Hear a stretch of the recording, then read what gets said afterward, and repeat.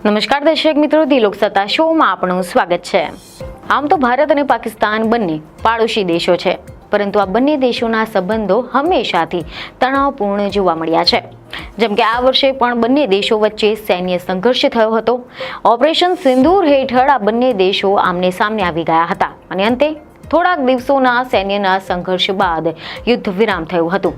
પરંતુ આ દરમિયાન અમેરિકાની સત્તા પર બીજી વાર બિરાજમાન થયેલા ડોનાલ્ડ ટ્રમ્પ આ બંને દેશોની વચ્ચે શાંતિ દૂત બનવા માટે કૂદી પડ્યા હતા અને જ્યારે બંને દેશોની વચ્ચે આ સંઘર્ષ પૂરો થયો ત્યારે અમેરિકી પ્રમુખે એવો દાવો કર્યો કે તેમની મધ્યસ્થીના કારણે આ બંને દેશોએ આ સંઘર્ષ પર વિરામ મૂક્યો હતો। જો કે એ સમયથી જ ભારત આ વાતને સતત નકારી રહ્યું છે, પરંતુ હવે તો ખુદ પાકિસ્તાન તરફથી પણ ટ્રમ્પના આ પોકળ દાવાઓની પોલ ખોલવામાં આવી છે। જી હા, પાકિસ્તાનના વિદેશ મંત્રી ઇશાક ડારે તાજેતરમાં આ વિષય પર એક મહત્વપૂર્ણ નિવેદન આપ્યું હતું, જેમાં તેમણે યુએસના રાષ્ટ્રપતિ ડોનાલ્ડ ટ્રમ્પના આ દાવાઓને ફગાવી નાખ્યા હતા। ટ્રમ્પે ભારત અને પાકિસ્તાનની વચ્ચે યુદ્ધ વિરામ કરાવવાનો જે દાવો કરવામાં આવ્યો હતો તેને ઇશાક ડારે જણાવ્યું કે નવી દિલ્હી અને ઇસ્લામાબાદ વચ્ચેની કોઈ પણ વાતચીતમાં કોઈ ત્રીજા પક્ષની ભૂમિકા રહેશે નહીં। આનો અર્થ એ થઈ રહ્યો છે કે ભારત અને પાકિસ્તાન વાટાઘાટો હંમેશા દ્વિપક્ષીય રીતે થશે। ભારતે કોઈ પણ ત્રીજા પક્ષ પાસેથી મધ્યસ્થી મેળવવાનો સ્પષ્ટ રીતે ઇનકાર કર્યો હતો। આ સાથે જ એવા અહેવાલો છે કે ઇશાક ડારે અલ જઝીરાએ એમ પણ જણાવ્યું હતું કે ભારતે યુએસની મધ્યસ્થીને નકારી કાઢી હતી। જ્યારે અમે યુએસના વિદેશ સચિવ માર્કો રૂબિયો સાથે વાતચીત કરી હતી ત્યારે તેમણે અમને એમ જણાવ્યું હતું કે ભારત કોઈ પણ ત્રીજા દેશ પાસેથી મધ્યસ્થી ઈચ્છતું નથી। ડારે વધુમાં એમ પણ કહ્યું કે પાકિસ્તાન વાતચીત કરવા માટે તૈયાર છે, પરંતુ ભારતે પણ આવું કરવા માટે તૈયાર રહેવું જોઈએ। જો કે પાકિસ્તાનના આ કબૂલનામાથી ડોનાલ્ડ ટ્રમ્પના દાવાઓની પોલ ખુલી ગઈ છે અને હવે આપણે આના વિશે ડિટેલમાં વાત કરીશું કે પાકિસ્તાનના આ વિદેશ મંત્રી ઇશાક ડારે આ અંગે વધુમાં શું નિવેદન આપ્યું છે, શું જાણકારી આપી છે। તેવા અહેવાલ સામે આવ્યા છે કે કાર્યક્રમ દરમિયાન ઇશાક ડારે જાહેરમાં સ્વીકાર્યું હતું કે ભારત ક્યારેય પણ કોઈ તૃતીય પક્ષની મધ્યસ્થી માટે સંમત જ નહોતું થયું। ડારે ખુલાસો કર્યો કે જ્યારે પાકિસ્તાને યુએસના વિદેશ મંત્રી માર્કો રૂબિયોને ડોનાલ્ડ ટ્રમ્પની મધ્યસ્થી વિશે પૂછ્યું હતું ત્યારે રૂબિયોએ પણ સ્પષ્ટપણે કહ્યું હતું કે ભારત હંમેશા કહેતું રહ્યું છે કે આ દ્વિપક્ષીય મુદ્દો છે।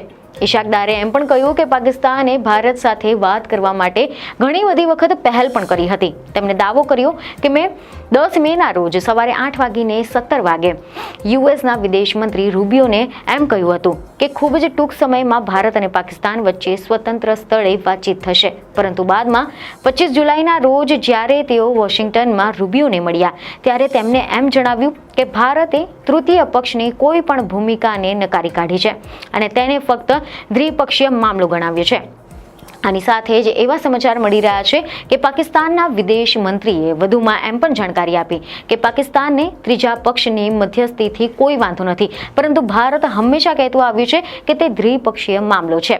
ડારે એમ પણ કહ્યું કે અમે ત્રીજા પક્ષની સંડોવણીથી ખચવાટ અનુભવતા નથી, પરંતુ ભારત વારંવાર કહે છે કે તે દ્વિપક્ષીય મુદ્દો છે। જ્યારે રૂબિયો દ્વારા યુદ્ધ વિરામનો જે પ્રસ્તાવ આપવામાં આવ્યો હતો ત્યારે અમને ખાતરી આપવામાં આવી હતી કે ભારતની સાથે વાતચીત થશે, પરંતુ પાછળથી એવું કહેવામાં આવ્યું કે ભારતે ના પાડી દીધી છે।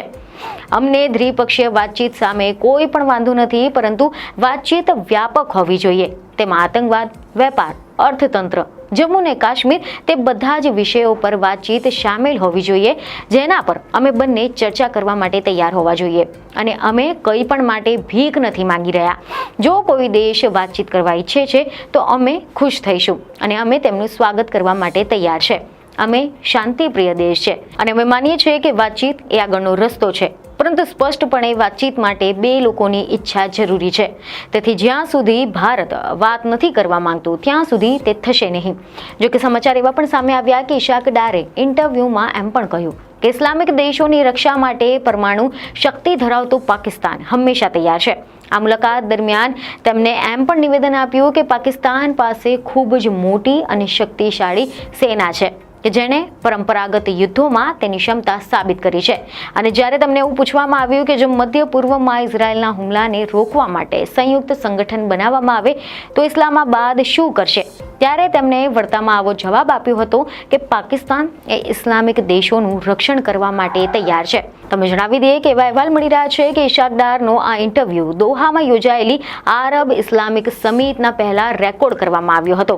મહત્વનું છે કે આમ આજે ડારનું નિવેદન આવ્યું છે તે ભારતની લાંબા સમયથી ચાલતી નીતિને પુનરાવર્તિત કરી રહ્યું છે. કારણ કે વર્ષ 1972ના શિમલા કરાર અને 1999ના લાહોર ઘોષણામાં પણ એવી જોગવાઈઓ હતી કે ભારત અને પાકિસ્તાનના જે વિવાદો છે તે ફક્ત દ્વિપક્ષીય સ્તરે જ ઉકેલવામાં આવશે.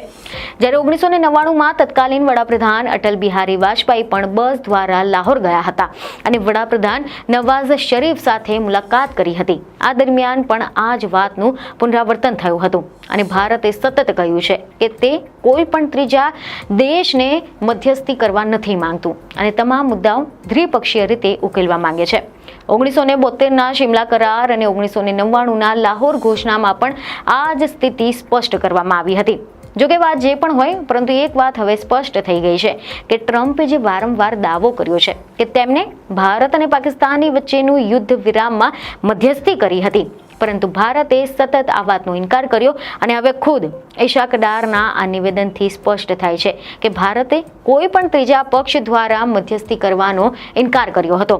ઇશાક ડારનું આ નિવેદન યુએસના રાષ્ટ્રપતિ ડોનાલ્ડ ટ્રમ્પના દાવાઓને રદિયો આપે છે કે જેમને વારંવાર એવો દાવો કર્યો છે કે ભારત અને પાકિસ્તાન વચ્ચેના યુદ્ધ વિરામમાં મધ્યસ્થી કરી હતી અને બંને દેશોને વાટાઘાટોના ટેબલ પર લાવ્યા હતા. પરંતુ ભારતે જૂન 2025માં સ્પષ્ટ કર્યું હતું કે મોદી અને ટ્રમ્પ ફોન કોલમાં કોઈ પણ યુદ્ધ વિરામ કે મધ્યસ્થી અંગે ચર્ચા થઈ નથી. ભારતનું કહેવું છે કે અમેરિકાના હસ્તક્ષેપ માટે કોઈ અવકાશ નથી. તેમ છતાં પણ ટ્રમ્પે તેમના બીજા કાર્યકાળમાં ઘણા બધા વૈશ્વિક સંઘર્ષોને ઉકેલવાનો દાવો કર્યો છે.